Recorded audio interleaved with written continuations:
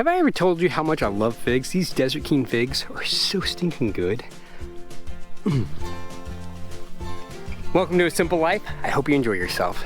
It is a lovely day, but a little on the hot side. I think we're at like 89. The area I'm standing in right now is where our goats were this winter when they were eating the ivy. And you might recognize some of it.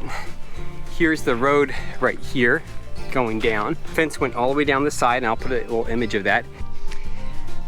What I've been doing here is really, really cool. Came in with my excavator and I did a lot of work. I want to show you what I did. Now, it's not done, we're just part of the way there, but it's amazing. I came in with my excavator to this area, and this used to be the old pig pasture, and we really couldn't even get in here. The goats came in here a little and did a little bit of work, but for the most part, you really couldn't get in here. And so I came in and I terraced it. And I did that for a couple different reasons. I haven't put them completely on contour. They have a little slope to them. Each one has a little slope. And the reason for that is I don't want the water to pool, but I want it to slow down as it runs off. We get 40 inches of rain a year.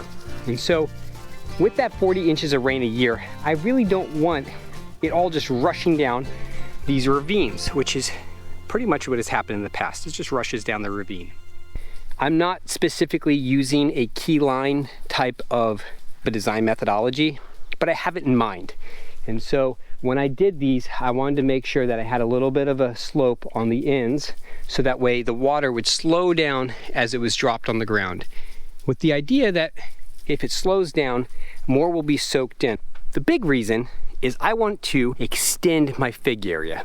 And there's actually quite a few fig trees in there. A lot of them were pruned back, so we're not getting a huge crop off of them this year. Some of them did not get completely pruned back for multiple reasons. Some cases they were right up against the road. I chose not to prune those back. But in the meantime, I'm going to take some cuttings and we're gonna start new fig trees from the cuttings.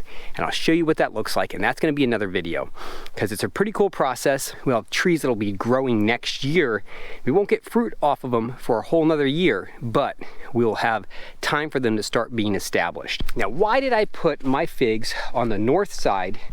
It's because these other figs have done phenomenal up here. Absolutely amazing. Dry farmed, they've done great for a very long time. So in my mind, why would I stop doing something that has worked so well?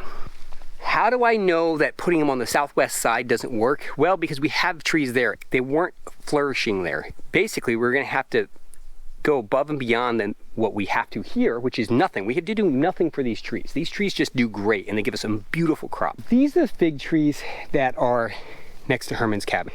And you can see they just have not done great. Now you're gonna, well, they just need to be watered. Well, we watered them last year and they still didn't do good. And so what I think is going on is I think they're getting too much sun. And you're going, well, figs can't get too much. I don't understand it.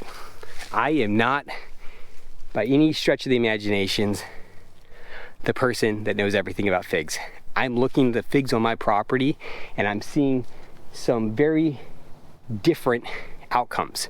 These figs all wilt and look like this as soon as we get into the hot part of the summer. So when it comes to our plan for the figs, we obviously don't want to mimic the areas that the trees don't seem to be thriving.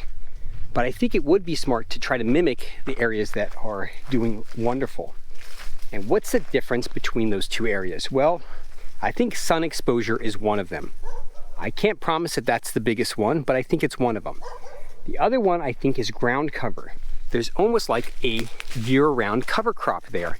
Now the cover crop is not a cover crop of anything specific, it's just random weeds that grow there. But those weeds seem to be doing really good at preserving the moisture underneath my fig trees. So I'm gonna mimic that. So why would we go somewhere else on the property and work harder to get the same crop we can get on an area that actually has nothing really planted in it? And so what we're gonna do is we're gonna end up having, I haven't finished cleaning this out. We're gonna finish cleaning this area out up here, and we're gonna do some terracing in here because it gets pretty steep.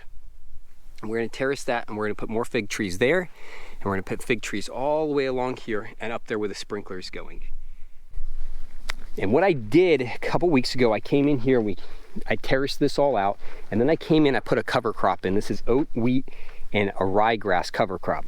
Now, it's not the perfect cover crop. It's what I had on hand. And so we put it down and we've been watering it in and it's taken. And up there, I just finished cleaning up top and I'll show you. So we cleared out all this. There used to be an old apple tree right there that was rotting. And there was a lot of other just junk and some fencing, blackberry bramble, a pile of trash, some old stuff. You can see most of that was right on here. And when doing this project, it gave me a real glimpse into the beauty of part of this property that I had never really loved. And what I mean by I hadn't really loved is I knew the gems were there, but I didn't realize how beautiful they were. I mean, these things are massive. I mean, they are truly massive. Herman always called this property Poison Oak Hill Farm, and which is fine. I thought it was pretty funny. But after kind of cleaning this area up and realizing how many of these big, beautiful oaks we had here, I realized that instead of calling this place like Herman's Place or Poison Oak Hill Farm, I think we're just going to call it Oak Hill Farm.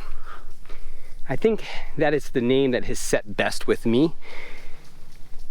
And cleaning this area up as you come up the driveway, really, those two big, beautiful oaks kind of just scream that they're the crown jewels. And there's another one back there that's actually bigger than both of those, but those are right there, and they just really kind of spoke to me. Okay, so we'll get back to the figs. I want to be able to come in and work a fig tree. Prune it, clean it, pick it, and deal with it without having to be on a nasty slant. I mean, right now where I was walking before, it would have been hard to do what I'm doing. I want to be able to come in here and just work my trees. I want to just enjoy my fig trees. So that leads to another question. Well, what are you going to do with these slopes? Because these slopes are a 45. And I know I'm going to get some sagging. I'm aware of that. My excavator is 8 feet wide. So when I came in to put these in, I had to put them in 8 feet wide because I need to get my tracks in here. And that was a heck of a chore. So I know I'm going to get some sagging along this. It's okay. I'm not worried about it. It'll happen. As long as I have a fairly good footpath to walk on, I'm happy. So what am I going to do with these hillsides? Well, I'm still going to plant them. We're going to put some stuff on these. It's not going to just be left to go to weeds or blackberry bramble or ivy. We're going to be putting what I would say is a cover crop. I'm going to have some rhubarb, some comfrey, a lot of stuff like that. Stuff that creates biomass that falls to the ground, but also chokes out a lot of the smaller weeds. Those are going to be what I'm going to be putting on these hillsides. There's going to be wildflowers for my pollinators. There's going to be all kinds of good stuff planted in these, but they're not going to be gardened like you would typically garden. The reason why is they're on a 45-degree angle. So whatever I put there, I want to be able to come in, take some of it, but leave a lot of it. Why I want to leave a lot of it? Well, I want to build up better soil for my fig trees. I want to be able to have nutrients coming down and feeding my fig trees. And it's not traditional landscaping, it's more permaculture, but it's where my heart's at, is to really come up here and to be able to look at the land and know that it is producing beautiful food and it's healthy while doing it. Well, thank you so much for joining us on A Simple Life. We appreciate you coming by. Hope you enjoyed yourself today. And someday maybe you can taste one of our yummy figs. All right.